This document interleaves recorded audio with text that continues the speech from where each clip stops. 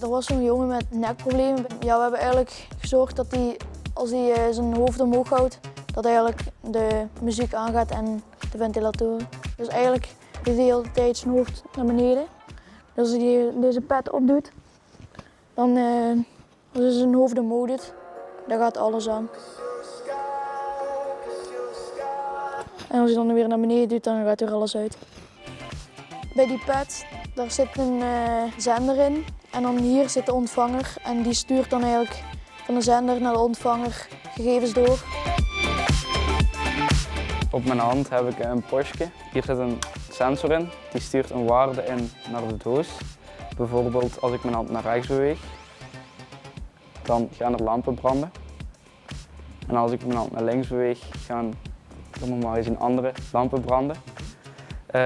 Dit is dus voor een jongen die heel graag meedoet in de les, maar zijn hand niet veel kan bewegen. Bij een belevingsruimte in Sundoda, daar doet iedereen interactief met de les mee. En op deze manier kan hij ook signalen doorgeven inderdaad en interactief meedoen. Het leukste aan dit project vond ik de dingen echt maken en in elkaar zetten. Eerst zit je heel lang te werken aan iets en als dat dan eindelijk tot leven komt, is dat heel fijn om eindelijk in elkaar te zetten. Als er iets is wat ik ga onthouden voor nog volgend jaar toe, is dat ik niet te snel moet panikeren. Want uiteindelijk blijkt het gewoon een kabeltje te zijn. Op Sundoda hebben we al wel zoiets in de aard dat ze zo op een rijdend toestel zitten.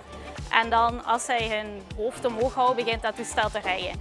Maar ons leek het dan onderwijsgericht interessanter dat dat muziek was of ventilator. Of dat wij daar ook op een andere manier mee oefenen. Want dat is vaak door de therapeuten op Sundoda dat geoefend wordt. Maar de vraag is ook wel, willen jullie dat mee oefenen? En dan leek ons dat wel fijn, want dat bestaat ook nog niet echt.